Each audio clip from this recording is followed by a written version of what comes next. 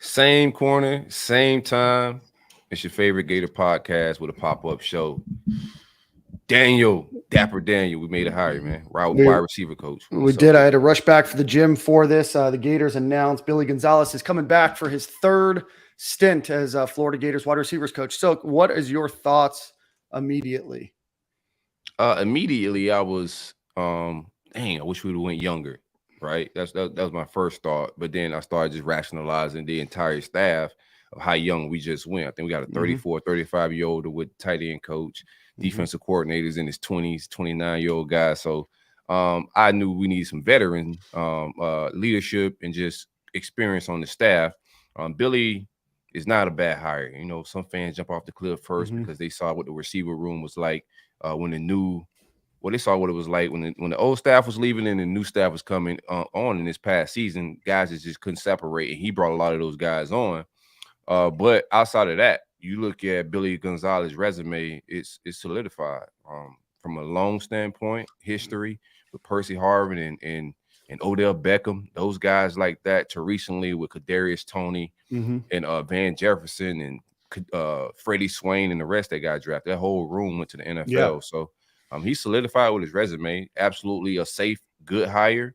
I wouldn't call it a great or anything crazy, but this time of the year, considering what it was, the rock that Billy and the staff was put behind to make this decision. And the guys that interviewed, I don't think was slouches either. So I think Yep. he had the best resume amongst the guys that interviewed. What's your Yep. thoughts? Yeah, we'll go through the guys that interviewed here shortly that we know. Just to run through the list of players that he has put into the NFL. Chad Jackson, second round. Dallas Baker, seventh round. Andre Caldwell, third. Lewis Murphy, fourth. Percy Harvin, first. Riley Cooper, fifth. Ruben Randall, second. James Wright, seventh. Jarvis Landry, second. Odell Beckham, first. Let's see some other names that he put in. Tyree Cleveland, seventh. Freddie Swain, sixth. Van Jefferson second, and Kadarius Toney first overall. So it's tough to find a much better overall resume. I think that fan base obviously is familiar with the name. Worked with Urban Meyer, left in kind of a weird post-it note variety. Came back with Dan Mullen. Did seemingly all right. Spent last year with FAU, and then he's back with the Gators now. A good resume. Again, a safe hire. Not a name that's going to blow a lot of people's socks off. But at the end of the day, it's about consistency. It's about being able to develop the talent that you have now. You know, the Florida Gators have brought in a great group of youngsters. Eugene Wilson, Aiden Mizell, Andy Jean have some talent on the roster now. You know, it'll be a wait and see approach, but I do think of the finalists, he was the most proven. Do want to run through who we know were some of those finalists. Taylor Stubblefield, Tony Sorrento, Joel Falani, and Billy Gonzales, we know were the final four that were interviewed by the Gators last Saturday. A few other names popped up, but ultimately Billy Napier goes and hires another Billy as wide receiver coach. Shout out to Billy G. Back on campus. The problem with his recruiting, like people are questioning and want to know about his recruiting. If you're casual and don't know, he can recruit. I think that the issue may be the board and the evals. Dan Mullen wanted more of a big physical wide receiver, and we got a room full of those guys, not a lot of twitched up guys that he previously recruited in the past. But when it pertains to like star quality, he's going to be able to go get those guys. He brought in the guys that we were high on like Jaquavion Frazier's. Forget my man Xavier Henderson. All those guys were highly touted and recruited by the Clemsons and LSU's and Georgias of the world, but Billy was able to close on those guys. So he's not no slouch on the recruiting trail. I expect the big staff of Billy, the 100 nerds, and Billy's a wide receiver guy himself. He coached wide receiver for Alabama. He's going to be in charge of a lot of the eval. So I'm not worried about anything from an eval standpoint. I think Billy's they would have loved to hire David Decker. Is it Decker or Dorker? How you say his last name? I think it's Decker. Decker. I don't think it's Dorker. It's an O there, so I just wanted to make sure, bro. I'm not the best with like yeah. No, I got you. With pronouncing stuff. So I think he's being groomed for the position. You have Kerry Colbert that left. It was a good guy to learn from. Billy G is a great guy to learn from. I think David Decker is a good recruiting. I think a lot of the recruits that we landed last cycle was because of him and his relationships and his young vibes. But it wasn't just the time. Timing got to be right when you bring it on young staff, and we may have the youngest staff in the country right now. Yeah, no, 100% agree. You definitely need some, probably some seniority in that room. Overall, the offensive staff is relatively young. Rod Sale's probably the oldest of the group there, but tight end coach, at running back coach, at quarterback coach. You want some proven talent, and Billy Gonzales has been a wide receiver for a long time. Probably not a guy that's going to advance and look to make that next move right away either. Hopefully it brings some consistency to this staff. A couple people in the comments here mentioned that he landed Justin Shorter and Trevon Grimes in the transfer portal. Recruited Marcus Burke, who was highly sought after.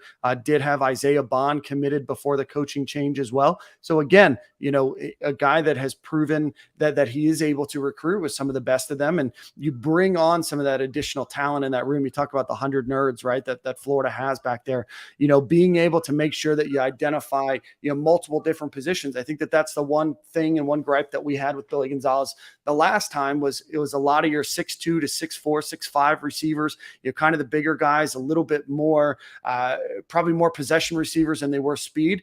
Florida added some speed this year with Eugene Wilson and Aiden Mizell, and, being able to get those guys as well as the big possession receivers can be important for Florida to continue to try to climb up the SEC. I know he was at Marshall. How fast does he show up and start coaching? Is he coaching the next practice? Have you heard anything? I don't know. I would imagine that it would be relatively soon. It's my understanding that Florida had their wide receivers coaches on campus last Saturday. So, again, I would imagine that this is something that not only is Billy familiar with Gainesville, he's also probably able to hop on a flight, and you only have 15 practices and you're 4 down. Right. So right. You only have a limited amount of time. So you come in, put him in that, nice Hilton that's right across the street from Southwest Rec Center, and he'll be back.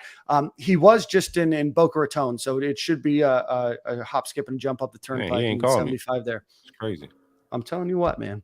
I do think there's going to be some familiarity with him in the Florida, right? So some of these guys that's on our recruiting board, he's going to already have relationships with as well. So he won't have to reestablish, and these guys won't be meeting a stranger. A lot of these receivers that he's going to be in contact with going to already be familiar with Billy Gonzales. Yeah, absolutely. Appreciate the comments. No practice this week. Forgot that they're on spring break.